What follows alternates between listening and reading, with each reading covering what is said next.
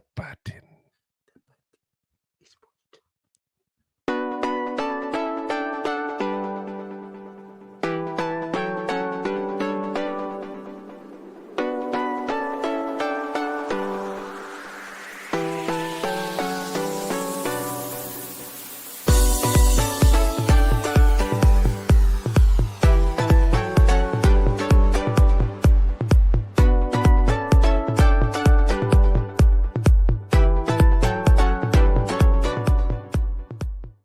Welcome to Two Giant Goofballs, a New York Giants podcast. Are you a goofball that loves Giants football? If so, sit back and relax as we talk about the team that both excites and frustrates us so much. And now, here are your goofball hosts, Drew and Rob. Welcome, fellow goofballs, to Two Giant Goofballs, New York Giants podcast. I am Drew, joined as always by... me, Rob. And boy, do we got some more news for you. Well, we always have news. There's so much news. There's even So new much news news. of the news. News of the news of the news. If it wasn't for copyright infringement issues, we'd be called the Newsies. Ooh. Oh, As we just got canceled. we did. Damn it, Disney. Anyway, we got a lot to go over here with you guys. So, as we talked about yesterday, for those who were with us there, going over the NFL draft recap here for the Giants. Today, we're going to go over all the undrafted rookie free agents that got signed by the Giants. Now, I got to start this off with a couple of asterisks here to a certain degree here. So, the players we're going to talk about are the ones that we have seen confirmed online by multiple sources. The Giants, to the best of my knowledge, haven't confirmed everything yet going on. There's all kinds of stipulations and rules with this stuff always. Same as when we talk about rookie free agency and there's rumors. We say it's happened, but the Giants won't announce it. Same kind of thing. There's also players that qualify as rookie camp invites. So we have decided not to go over those guys because, quite frankly, we have 14 guys to go over with you already. So, if we get some Quite the time show. later on this week, maybe we try to squeeze it in, but I don't think so, to be very frank with you. It'll probably be more the situation where if they make it out of the rookie minicamp and go into actual training camp, then we would discuss them. No offense to them, but let's be honest, most of those guys don't make it out of that rookie minicamp. So that is, I believe, the 10th of next week here. So we'll see what happens there. But like I said, in the meantime, we're going to go over with you guys all the guys who were signed undrafted free agents there. Those are the guys that typically will at least make it into camp. So at least be Giants here for the next, 4 months or so at that point. So I wanted to at least go over that with you so you know who's who coming up into camp here. So let's start our word off there with Rushawn Baker, running back at Elon University, which is over in Elon, North Carolina. It's funny. I was in these small schools looking up like who, what, where, what. Have you ever heard of Elon University? No. And I'm going to say this. I might even mispronounce it. It might be Elon. It's Elon. That's pretty bad one. I don't even know how to pronounce the college potentially. Like that's about as small as the school gets there. Used to also play over at Bucknell back in the day there. 6 foot even, 225 pounds from Victory, New York.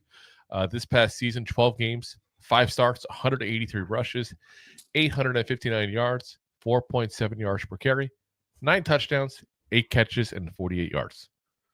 So not embarrassing, but not like, oh my God, this guy crushed it in this league. Like, Yeah. you guys know where I'm at always with small schools. I don't mind small school kids. I want them to crush it. If you don't crush it at a small school level and you want to go boop, boop, boop, boop, and climb up the ranks at that point to an NFL team, you are going to be in trouble. Yeah. Now, that being said, I think this is what intrigued the Giants. The way he ended the season. He had over 100 rushing yards in each of the last 4 games he played in. He had over 150 rushing yards in each of the last 3 as well, on top of that. Now, it doesn't take a genius to say that's 550 yards in 4 games. He had 859 yards overall. So he just got a chance to run with the rock late in the season, and he did. I mean, Yeah, I mean, You're going to give him the opportunity to show up to see what he could do just based off what you did in the past 4 years. So, like, that's, what I say, crushing it, but it's a glimmer of hope. Yeah, that's what I'm saying. He crushed it for a short time period. Is that fair? Yeah. He Jeremy Linned it. Oh. He Kevin Mossed it. He Shane Spencered it. Shane Spencered it. I see what you did there. Well, those two guys are both the quickest guys to ever hit 10 home runs in Yankees history, if I remember correctly. Neither one of them did much past those 10 home runs. But did they end up with 12 for total? But anyway, this is from Sporting News. It said, Baker's raw athletic score based on his pro day testing ranked 101st out of more than 2,000 running backs. I said 200,000. 2,000 running backs tested since 1987.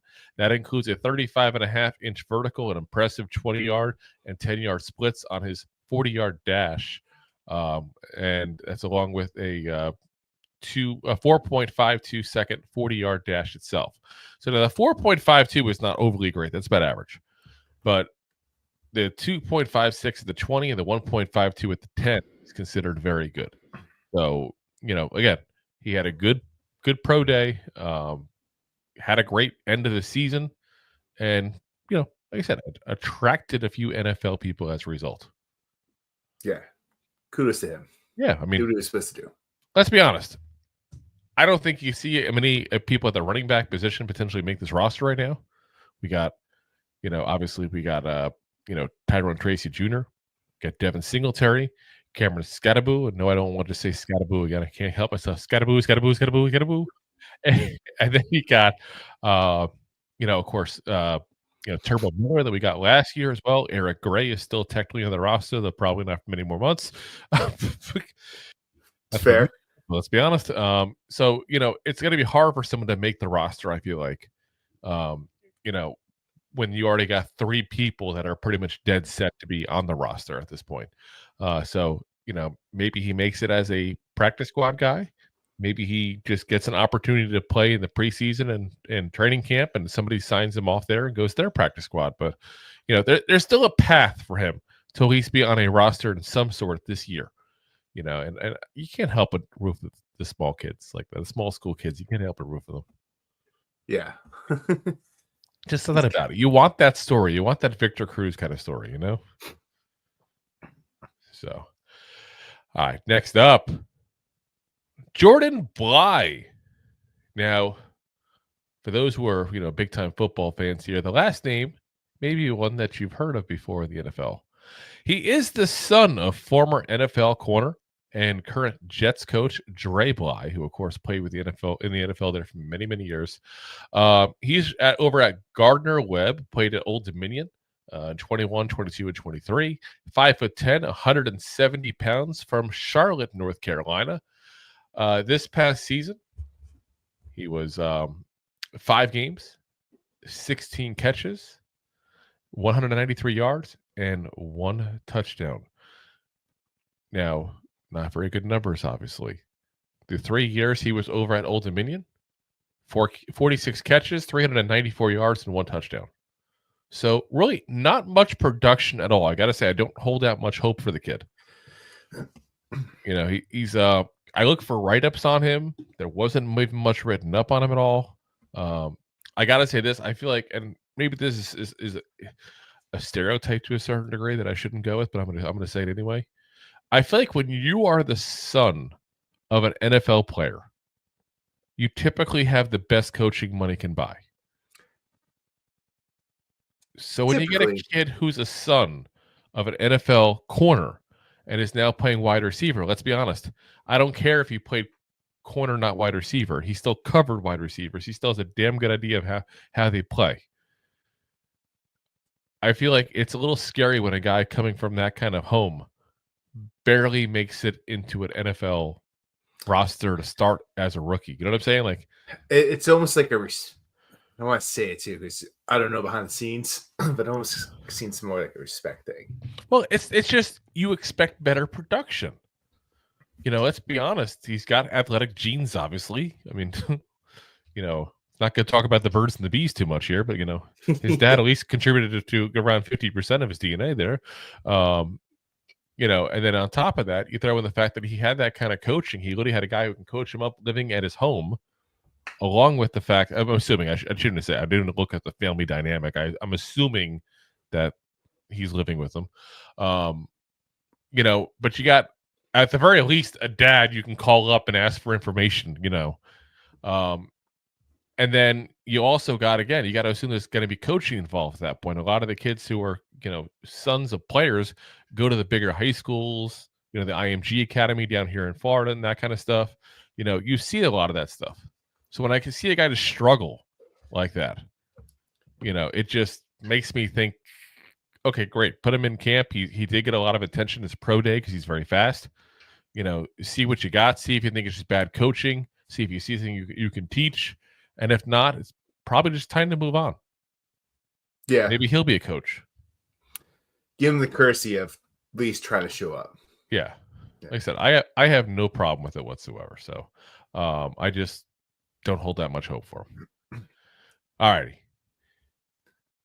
Dalen Cambre out of Louisiana. I feel like we should have like a Cajun accent gumbo for this one. I do love Cajun food. It is good. It is tasty. Tons of seafood, tons of flavor. Love it. Anyways, I get hungry here. 6 foot even, 184 pounds, 24 years old, from Youngsville, Louisiana. Played wide receiver-esque. And what I mean by wide receiver-esque is he plays wide receiver like, Smith Marquette does, basically. Let's put it that way. Like, he's not really a guy that catches the ball very often. 14 games this past season, 5 catches, 46 yards. For his career, which is 4 years over at Louisiana, 63 games, 10 catches for 123 yards. So, yeah, not much of a receiver, that's for sure. But his special teams is where he's at. He had eight special teams tackles in 24, 13 overall in his career. He's also was the primary holder and was also on the punt block and kick return teams as well. So he's a special teamer. If he's going to make an NFL roster, it'll be on his special teams. Now, I will say this. We admit our faults freely here. We don't pretend to know everything about everything. If I was to sit here and tell you that I have watched all the special teams tape of Louisiana, I'd be lying through my goddamn teeth. So, Is it possible he's a good enough special teamer to do that? Of course. Is it possible they literally just brought him in to be a guy that they can hold kicks and stuff in training camp and help out there and just happen to see what he's got while he's there? That's a very good possibility as well. Seems legit. Yeah. So he's got a chance to do something and make the team as a special teamer. But let's be honest, there is a ton of special teamers, and you could take that as one of two different ways in this roster that they're building right now.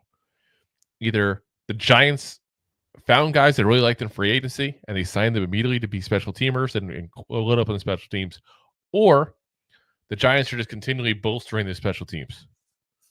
And this is a move that could potentially do that. It could be. I mean, I just find it hard to believe that we're going to put a kid up there who couldn't even be a receiver in college. No offense to him there, but, 123 yards in his career. And we're going to go ahead and put him on just for special teams? I mean, you have to assume so, but that seems like a stretch. It does seem like a stretch. Yeah. Yeah, say the least. Okay. We're the same page. Next one. Beaux Collins out of Notre Dame. There we go. Finally a school I know how to pronounce. Notre Dame. He also went to Clemson from 21 to 23 as well. So just the 1 year over there at Notre Dame.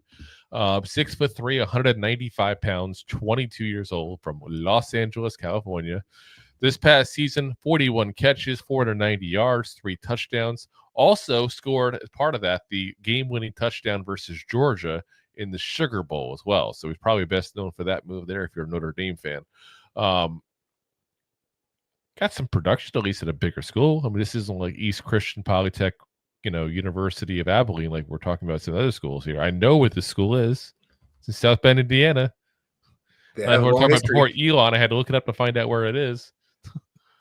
So, did some stuff there. I mean, for his career, 48 catches, 132 yards, 1,780 yards, and 14 touchdowns. Again, obviously, that's in 4 seasons. So, not that he blew it out of the water ever in college there.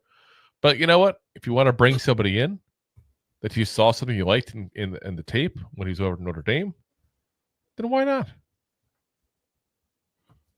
Yeah, he's coachable. He's been to a good school. Like, he has, like, I don't want to say the pedigree, but, the lineage of a better school to make it happen. And, yeah, like you said, like, sometimes, the little Sugar Bowl.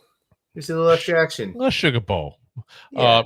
So Bleacher Report did a write-up on him, which I liked, by the way, because that means that Bleacher Report actually expected him to get drafted. So that's a good sign for the Giants. Positives: strong frame with a good wingspan, prototypical X-receiver build, plays through contacts to make difficult grabs, above average short area quickness as a route runner. Their negatives they listed: consistent issues with drop passes, accounted for 20 in his career. That's definitely an issue. He'll fit right in. Low level of on-field production despite having over 30 career starts, and hip tightness limits manipulation and separation as a route runner. So yeah, I mean, listen, the Giants could probably see what's on tape, same as Bleacher Report has. And if they think his movement, his separation, his hips being stiff is because of a form thing, a coaching thing they can fix, and they think his drop passes are, again, a thing they can fix, let's be honest. You take 2 out of 3 of those negatives out of the picture, and they're all potentially fixable things. You could have a much better receiver. Correct. So, very cheap price. Yeah, this is one I think that they just going to develop, basically, see what he does. I don't think necessarily he's the guy to go, this guy's going to make the roster very easily. But he is a guy that you could say, if he develops well over the next few months, has a potential to make a roster. Like, he definitely would probably be the player we will be talking about during preseason. Why isn't he on the regular roster? It's possible. I mean, look at what's going on there. And this is why you're going to notice they signed a lot of wide receivers, guys. You got Neighbors, you got Robinson, you got Slayton, obviously. Past that, who do you have? Hyatt, who hasn't done squat. Humphrey, who dropped the ball to Denver. Pascal is more of a special teamer. Ford Wheaton, who's had 2 years, hasn't done jack. Granted, he was hurt at the first. Smith Marset, who's a punt returner. He's not a receiver. I mean, there's a chance for some of these kids we're talking about a wide receiver to go ahead and make the roster. There really is. Not, I'm not going to say probable. No. But there's chances here. That's for sure. There are chances. So you're saying there's a chance. There is a chance. That's what I said. Yeah. That's exactly what I said. It's almost like you're paying attention. Appreciate that. What? No. Next one. Daquan Felton out of Virginia Tech.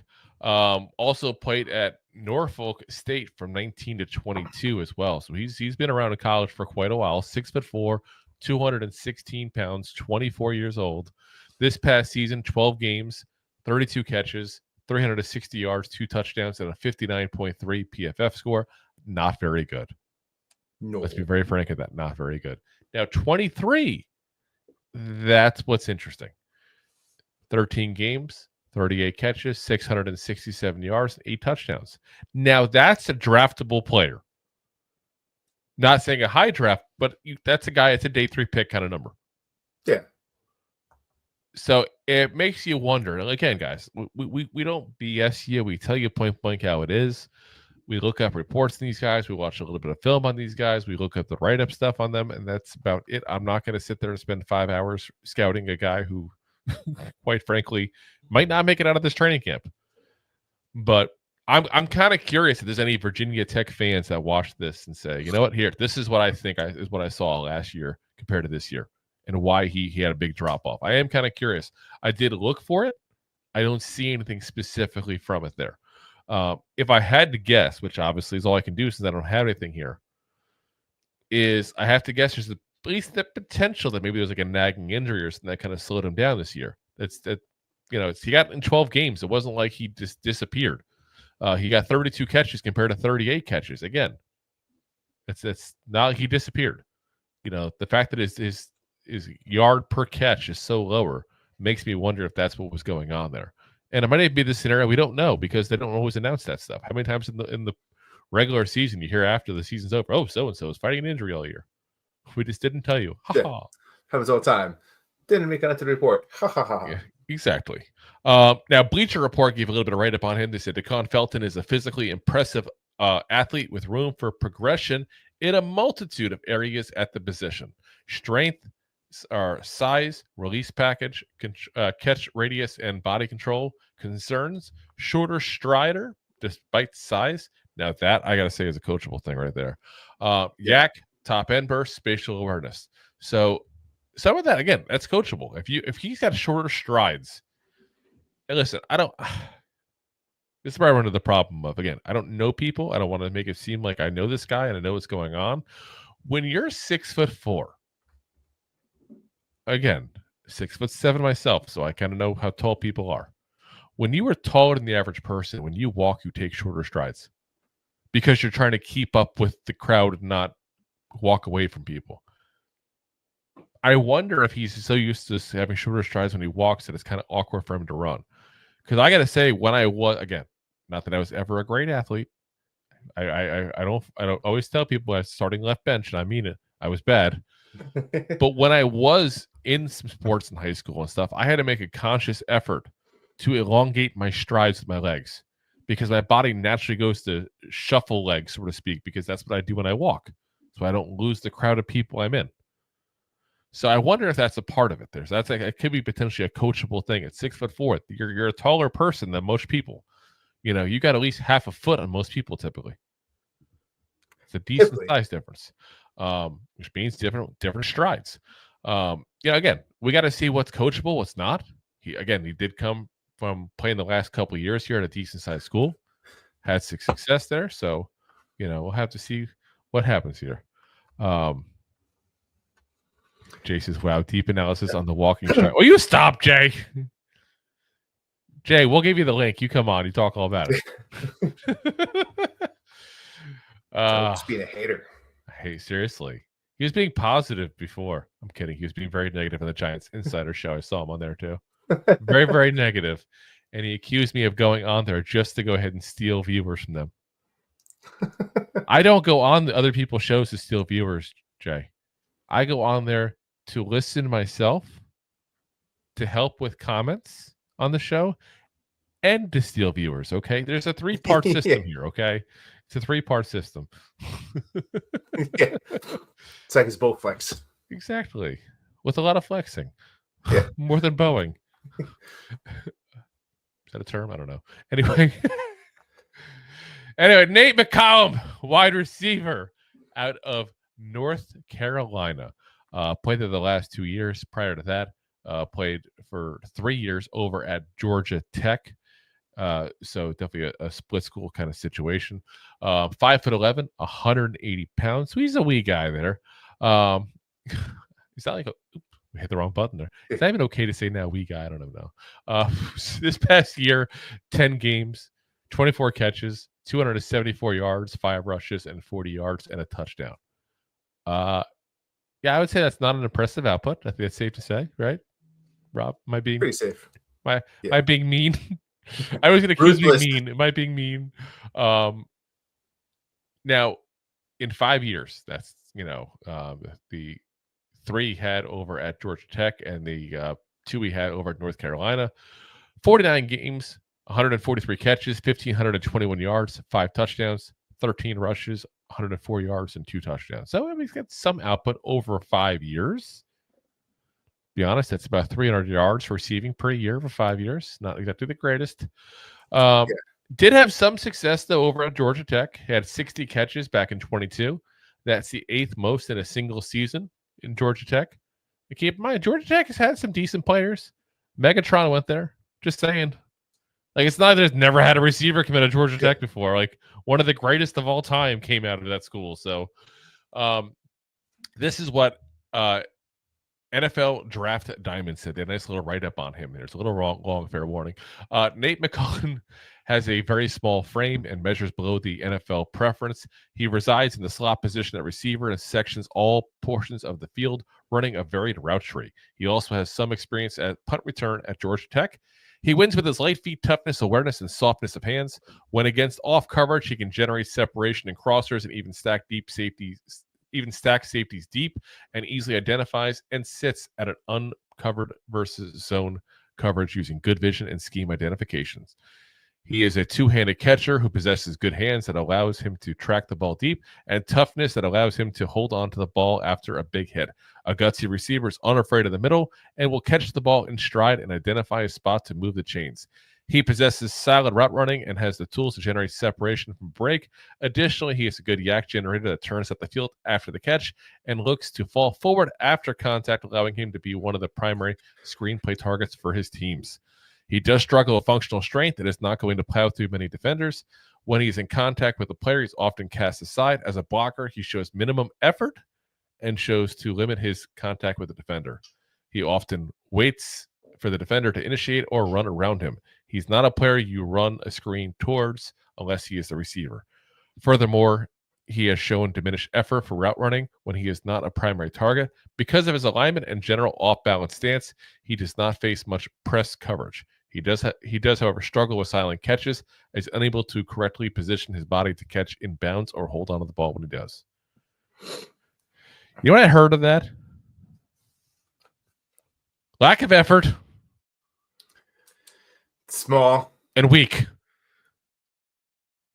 Again, we're being kind of mean this episode. I feel like, at least I am, but it is what it is. That's what I hear in that. Now, what I'm wondering, out of all of that hodgepodge of information we just got, which really, honestly, kudos to NFL Draft Diamonds, because if you're going that deep into a guy who didn't even get drafted, I can't say it's a website I'm very familiar with, but that's a decent write-up on a guy, again, that was a UDFA. But what I got out of that is good vision, scheme identification, did some returning back at Georgia Tech. I wonder if that's what the Giants' plan is for this kid. Try him as a returner and see what you got. Yeah. It would make some sense. I don't think if you're having trouble at North Carolina getting off blockers, catching at the sidelines, anything with contested catches whatsoever, I don't think that speaks very highly of what's going to happen to you when you go to the NFL.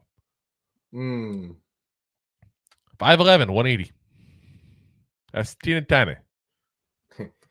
He's just a little dude. I got 80 pounds in the kid. I mean, there are some little guys in the NFL that do make it, but typically, not often. Yeah, and that's what I'm saying. I think it's probably what they're thinking is try him as a returner. You know, if he's got good vision, he's got enough athleticism to have separation. That means he's got some speed. It'd be intriguing because I don't think wide receiver is really a spot for him. I really don't.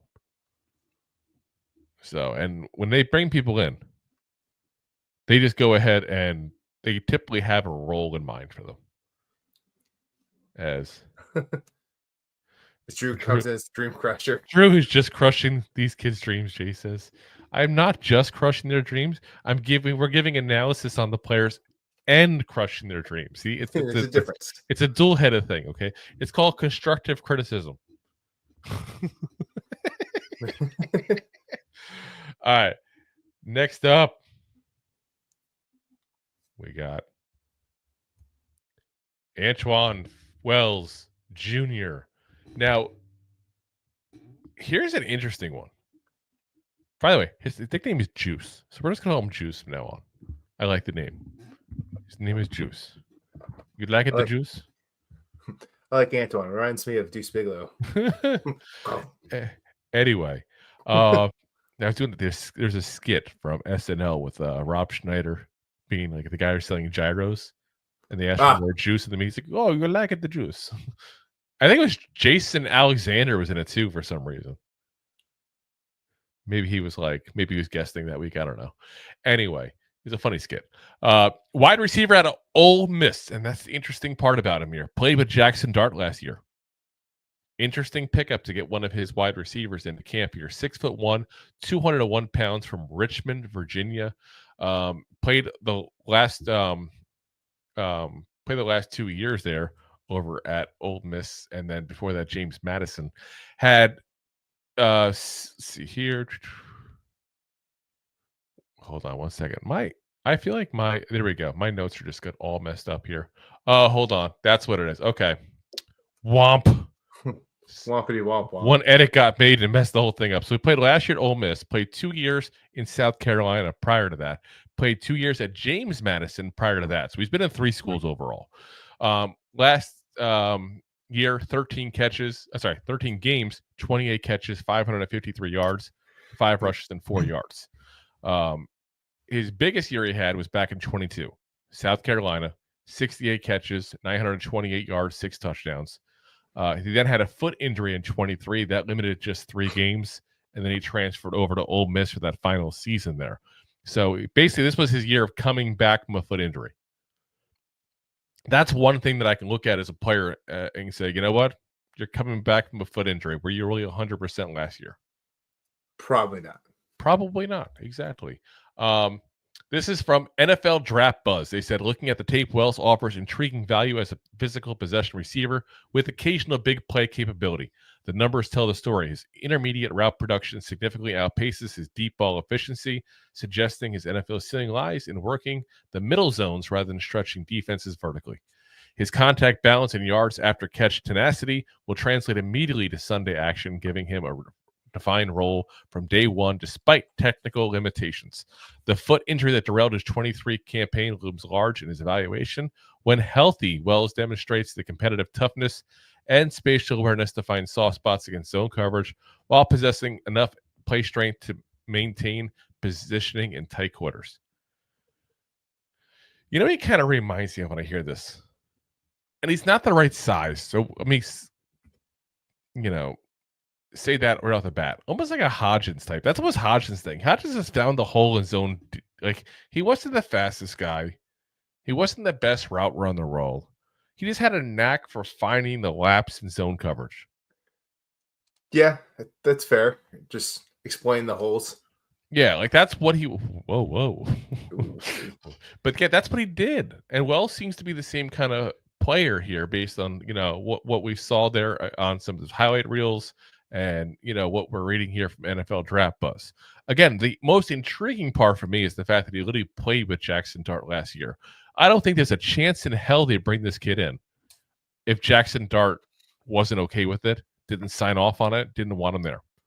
So that also speaks a little bit to the fact that he must obviously have some rapport with Jackson Dart, and the fact that those two must get along at least somewhat, at the very least. They didn't despise working together for the year. I can't think of any situation where, like, well, we're going to sign this guy who played over at Ole Miss, a wide receiver.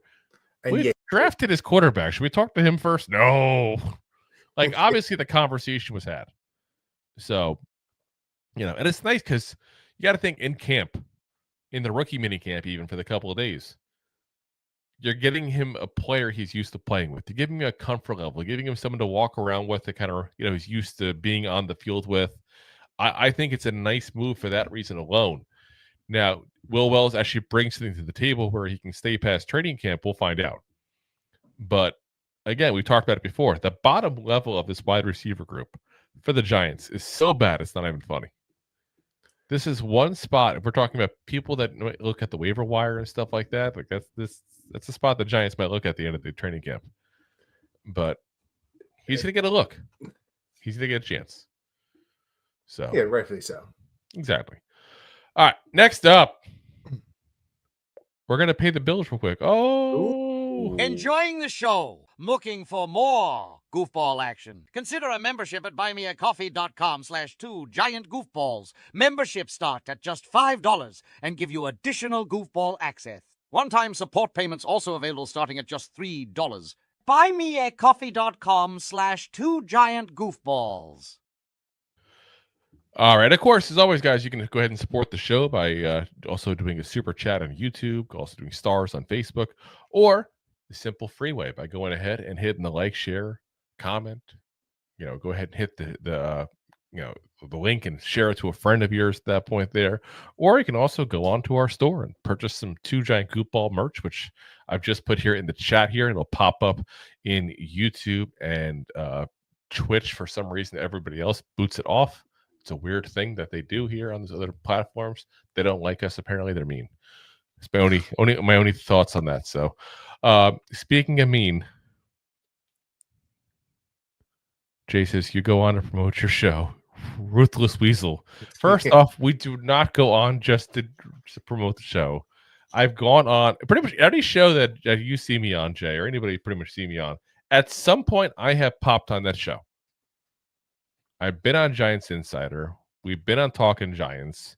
I've been on Sneaky G's show, who was here during the draft and popped in the chat there plenty of times. There's pretty much not a Giants show that I haven't popped on at some point, except I would say Tana, Bad Dog, or, anything with Pat Trina. But we've talked about having Pat Trina. We've talked to her before about even coming on. So who knows? Maybe eventually we'll make that happen. We'll see.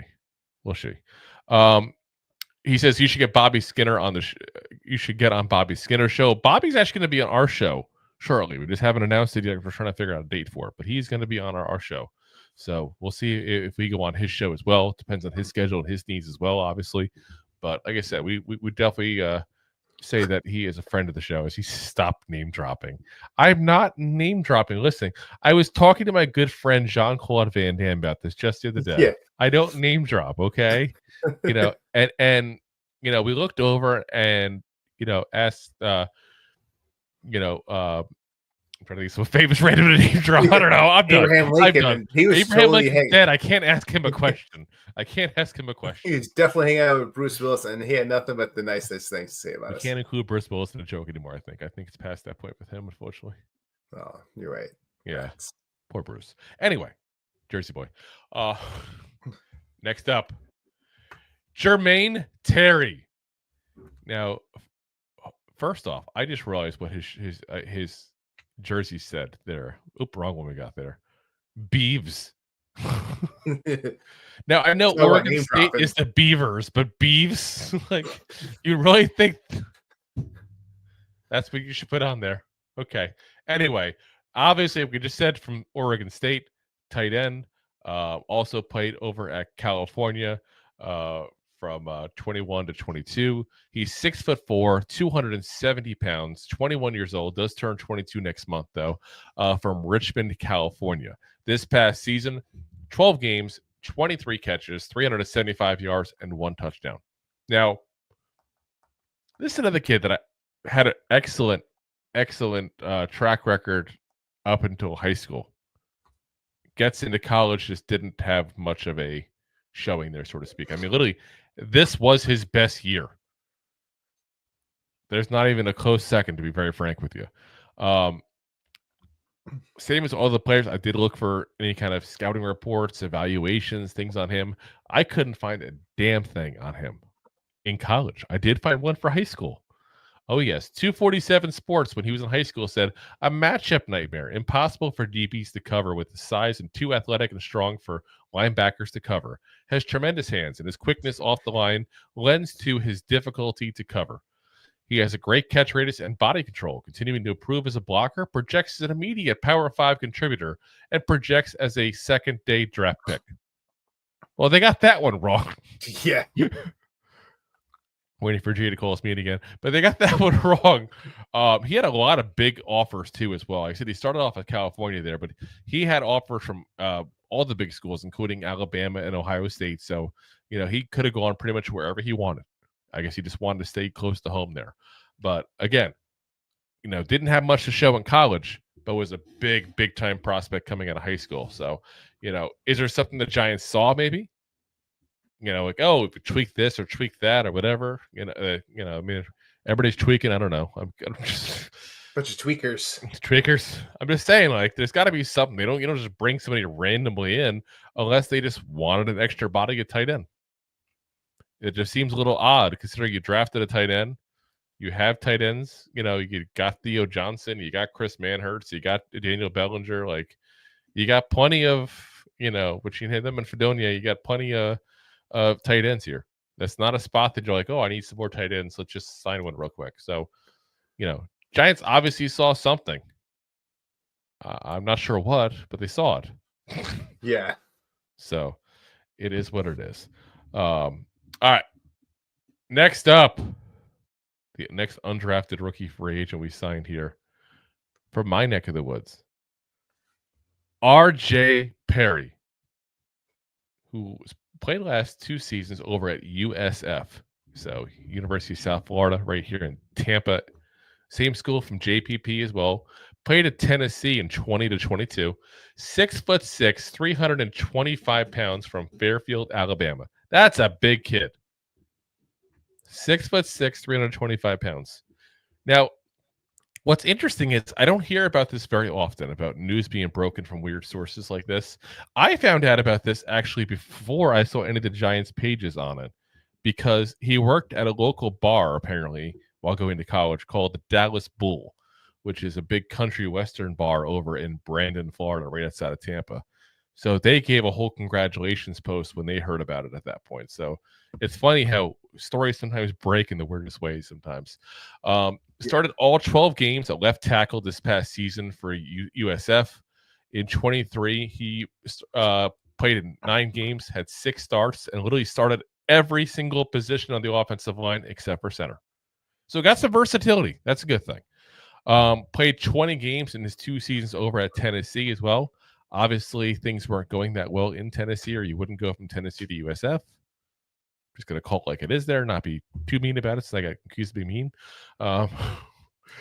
But, again, you're bringing a kid in who's big, fits the mold of an offensive lineman in the NFL size-wise, can play anywhere across the field, and you take a look and see what you got. Don't hurt you. There's one thing we always say: you can't teach size. Can't teach it. You got it or you don't. You can't tell somebody how to go from 5'10" to 6'6". That was the case nowadays. Yeah, but not that kind of surgery. Can't add 6 feet. What do you do? 6 inches. We can do just elongate your neck 6 inches. We'll chop it off here at like the giraffe of the NFL. Yeah. Why is he always having neck injuries? All right. Next one here for you guys. We got Jason Williams, offensive lineman at a Youngstown State. 6'4", 320 pound from Trotwood, Ohio. It's a bit of an odd name, Trotwood. He said wood. Oh, stop. This past season, he was 3rd team All-American FCS, 52 games overall in his career. Unfortunately, Youngstown State decided not to go ahead and give any of their 24 stats yet for some reason. I don't know why. And as you can imagine, there's not exactly a whole pile of websites that love to include stats from kids who went to Youngstown State. So therefore, I don't have 24 stats for you guys. I can tell you at 23, he started 13 games at right tackle, was considered YSU's top lineman that year. Didn't miss an entire snap the entire season. 2nd team All MVFC, which is a phrase you'll hear a couple times in this segment here. MVFC, by the way, stands for Missouri Valley Football Conference. So that's the conference he was in over at Youngstown State. 22, 10 games at right tackle. Honorable mention, All MFFC. 21, 10 games, 5 at right tackle, 5 at right guard. Honorable mention, All MVFC. So, I mean, he's got some success at a smaller school. Got some versatility. So, again, got the size. Can't hurt to bring him in and see what you got. I'll tell you this. I won't be placing any money on him making the squad, but, I mean, things happen. Again, I don't want to make it seem like every single player is Victor Cruz. I feel like we have this conversation every time we do the UDFAs every year.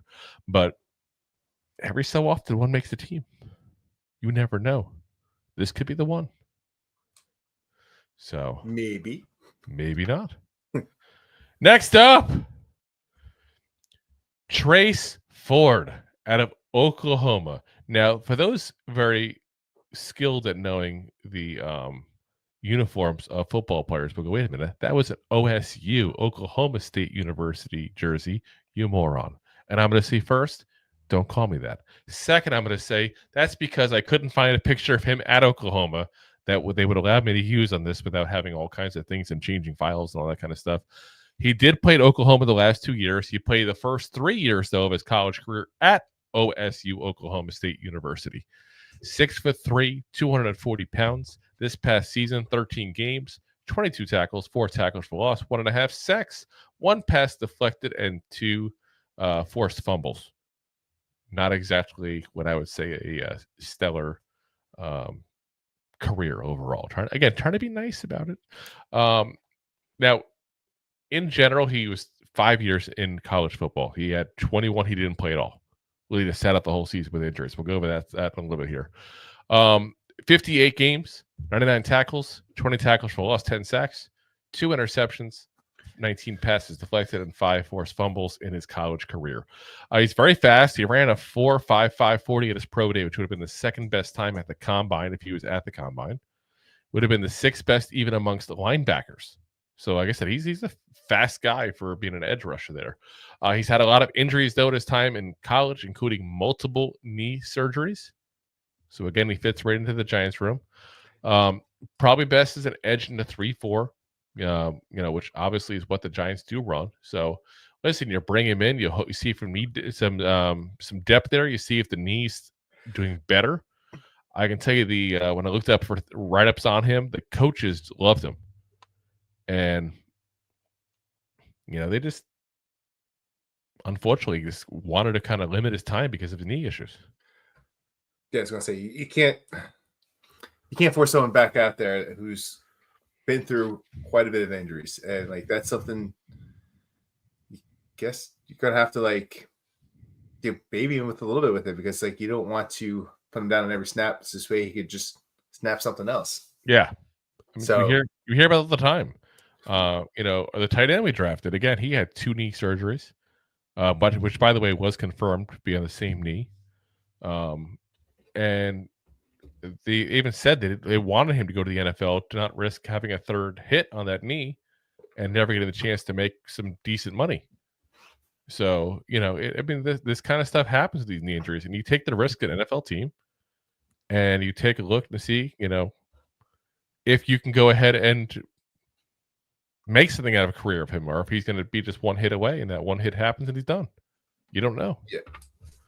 So, as Jay says, how does Roberto put up with Drew? He talks nonstop. Jay, do you want to tell Roberto what you said about him yesterday? Yeah. Cold. He's being quiet now. He said we needed to Josh Azudu you. Ouch, man. That's what he said. That's what he said. That's what he said. He said it was the best show yesterday he ever saw from us. That's what he said. It's all recorded, Jay. It's messed up, man. I know. I thought we're buddies. I know. He's very mean.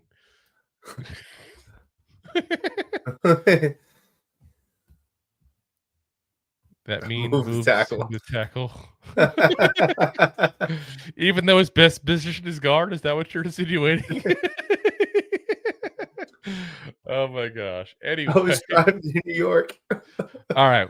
We got 3 more to go, guys. 3 more to go here. First one, we got RJ Delancey. So listen, when I am pulling a picture of him in a suit, that means I'm getting off the school website. There's no decent photos of him actually in a football uniform. That's usually not a good says sign. A lot. That says a lot. Cornerback out of Wisconsin. Played also for 3 years at Toledo before that, and played another year at Nebraska before that. So 3 schools overall. This guy changes jobs like most 20-year-olds, but you usually don't see that in college football. 5'11", 193 pounds. This past season, 11 games, 7 tackles. It's an impressive resume for you. Oh my gosh. This is see, it's not just me being mean. He did contribute on special teams in his career. 52 games, 69 tackles, 1 tackle for loss, 2 interceptions, 14 passes deflected, and 1 forced fumble. I got to think the special teams is what's intriguing about him to the Giants. But again, when you get to these guys who aren't even, rated to be drafted, there's just not a lot of stuff on them. So if we got anybody who's a Wisconsin fan, a Toledo fan, a Nebraska fan, and wants to go ahead and give their thoughts on Delancey's time with those teams, then feel free to go ahead. But honestly, otherwise, this screams camp body to me all day long. Yeah, big time. Yeah, camp body. All right. We have 2 more. And I don't want to say I saved the best ones for last, because I literally did, if you notice the way I'm doing it, based on position, like Madden style. But there are 2 guys here left that are probably the 2 most intriguing people in this entire group of undrafted rookie free agents here. The first one, O'Donnell Fortune. Now, beyond having one of the coolest names of all time, because that is a fun name, he's actually got some talent. He's a cornerback from South Carolina, 6'1", 180 pounds, 23 years old, went to high school in Sumter, South Carolina. This past season, 13 games, 47 tackles, 2 tackles for loss, 3 interceptions, a forced fumble, and an 86.0 PFF grade. Guys, that's a damn good PFF grade. I'm just saying. Again, PFF is not everything. I know people love to say that every time I say something about PFF. I get it, but it's a tool when you're scouting and looking at players, especially when you're not spending 17 hours per player, because these are guys that might not make it out of camp. But that's still an impressive number there. His snap count this year: he had 639 snaps on the outside corner, 15 at slot, 6 at D-line, 55 in the box, and 15 as a deep safety. So obviously he is primarily a outside corner specifically. To be honest, he really wasn't getting much buzz at all in the draft, and then all of a sudden went to the East-West Shrine Bowl and lit it up. Returned an interception for a touchdown, 65 yards, and was named the game MVP. And from all accounts, also looked very good in the practices leading up to the game as well. So that kind of put him on the map there for people. This is Bleacher Report's positives and negatives. Positives: good eyes and peripheral vision and zone coverage to eye the quarterback and recognize wide receivers' routes simultaneously. Impressive route recognition to pattern match and execute exchanges when playing zone. Solid at reading the quarterback's eyes to anticipate routes. Decent acceleration to drive on short routes when playing off coverage. Solid ball protection with 7 interceptions in the last 3 seasons. This guy screams zone coverage corner all day long, by the way. You notice everything positive is zone, zone, zone, zone, zone.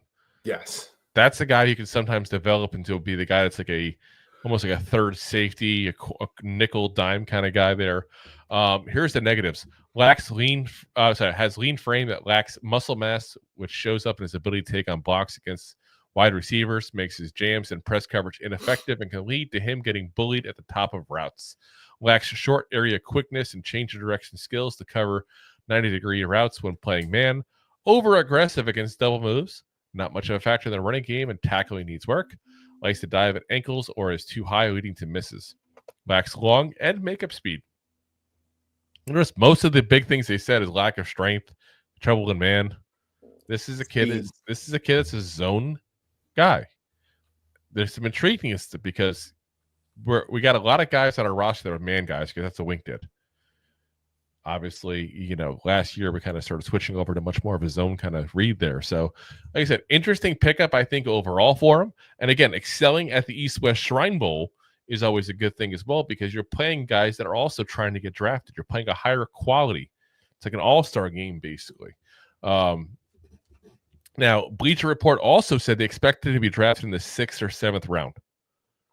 So I thought that was kind of interesting as well there for us, because you literally got a guy who was supposed to be a day 3 pick, and you end up getting him now for nothing. That's not too shabby. It's big. It's like getting extra day 3 pick there. Yeah, take it all day long. Now, This is the part of the show where I tell people that I'm a moron and I miscounted. We actually have 2 more now when I said 2 more before. So we still have 2 more guys. Again, though, still the bigger people. We picked up some nice people for the secondary, I think, in UDFAs, though. Next one we have Makari Page out of Michigan. So he's somebody that got a little bit of press during their national championship run, obviously, in 23. 6'3", 192 pounds, 23 years old. Last season, 12 games, 45 tackles, tackle for loss, 2 interceptions, and 4 passes deflected. This is the write-up from NFL Draft Buzz. They said a 4-year contributor at Michigan, Makari Page anchored the Wolverines secondary during their championship runs. The West Bloomfield native logged 48 games with 27 starts, earning all Big Ten honorable mention in both 22 and 23.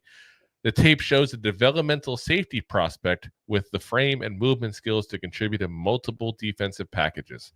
His ability to match up with tight ends and handle zone coverage responsibilities projects well to sub-packages roles at the next level. You notice the theme what we're hearing here a lot, right? Zone. It's going to say. Guys who are zone people. And what's nice is sometimes a guy like Page and the aforementioned O'Donnell Fortune, you get these kids that are specific to one scheme and they drop because they don't have the versatility. Because if you run a man coverage, are you looking at this kid? No. If you run a mix, even a true 50-50, are you looking at this kid? Probably not. Heavy zone people are the ones who'd be interested in him. So it's a nice kind of way of looking at getting players, like, because again, these are draft 3 grade kind of guys, day 3 kind of guys that you're getting as UDFAs because of the fact that they need to go to the right place to make it work, make any sense whatsoever. And again, 4-year contributor at Michigan, coming from a big school. I think you look at this kid as a kid that they're probably going to try to sneak onto a practice squad. I think they'll try to develop into a nickel dime back that's more of a safety, and I think they'll just see what they got. I think that's probably the more likely outcome for Page there. Yeah, I believe so. I think he has an opportunity to not be the top end starter, but he's got an opportunity to play in the NFL for quite some time. He could be a guy, again, you develop, it goes towards the bottom end of your depth chart for the defensive backs. That's all. So, all righty, one last guy. And I got to say, this is my favorite one. This is my favorite guy of all the UDFAs because I'm a sucker for a good nickname. Point blank. I am a sucker for a good name. You could be the worst player in the world. If you have a good nickname, looking at you, Boogie Basham. If you have a good nickname, you've intrigued me right off the bat. Here we go. Tommy McCormick, safety out of Idaho. His nickname, Turnover Tommy. I don't know why I like it, but I do. It's got a nice ring to it. Just like apple turnips. It really does. Turnover Tommy. Now, 6'1", 210 pounds from Felton, Nevada. Ironically enough, his brother is also on the team as well. 22, he was the Big Sky Fall All-Academic team. 22 is the Big Sky third team All-Conference. 23, All Big Sky Defensive Honorable Mention. Then all of a sudden this season, kind of hit his stride. 108 tackles, 3 tackles for loss, 3 interceptions, 9 passes deflected. Also, defensive captain, Big Sky, first team, all conference. The 33rd team website ranks their top players from the FCS. And he ranked as their 11th best and suggested he be drafted in the middle of the 7th round. Interesting. Yeah. So again, good value to get him as an undrafted free agent. I think he's a guy that you look at as a guy that would be a box safety in this league. You look to try to maybe start him off as a backup and special teamer and just kind of see what he develops. But let's be honest, guys, we don't have exactly the best safety room in the NFL. You look at what we got there. You got 2 good starters, obviously. You got Newman, you hope develops. You got Holland, who's a big ticket free agent this year. You got Dane Belton after that, who is, been in the league now for a few years. This is, I think, what is the third year, right? Third, yeah. Yeah, I want to say third year. And he saw a drop in his snaps last year. So actually, he's already had 4 years. This is his 4th year. So this is his contract year, technically. Oh yeah, that's right, because he started 22 with the first. He got there with Dable and Cheney, part of that first draft class. Might be considered the best pick in that draft class, which is kind of scary. But,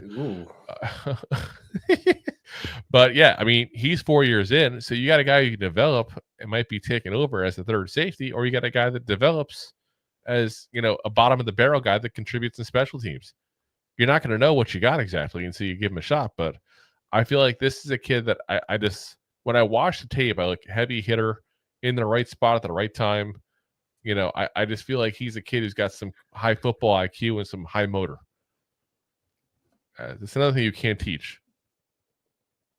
So I love it when you got things that I can sit there and say, this is non-coachable. This is you got it or you don't. And that's what I feel like we got with Tommy Turnover here. Or Turnover Tommy. I reversed it. I feel like Tommy Turnover sounds better though, doesn't it? I can go either way. I feel like it's interchangeable. You can go either way, you say. Anyway. Tommy 2-time. Tommy 2-time. 2-time Tommy.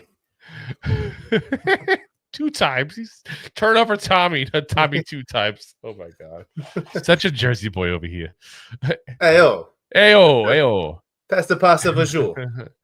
All righty, guys. That's going to call it a night for us here because after all, Jay says it feels like this show's been live for 4 hours.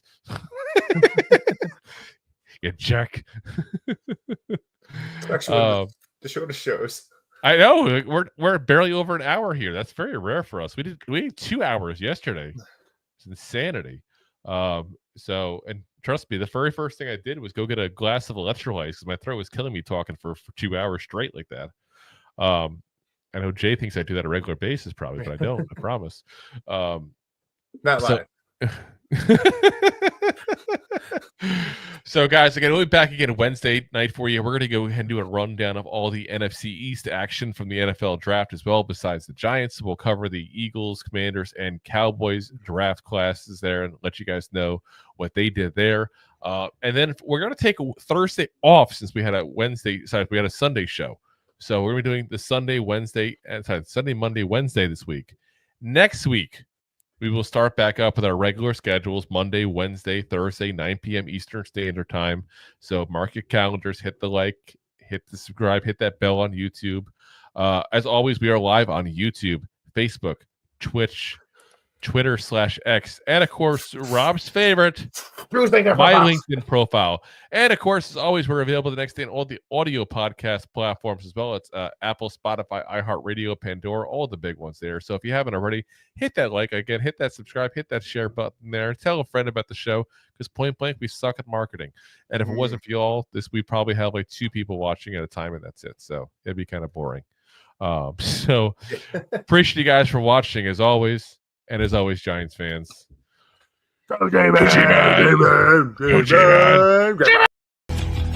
Thanks for listening to 2 Giant Goofballs, a New York Giants podcast. We appreciate your support. Thanks so much. Please, I'm begging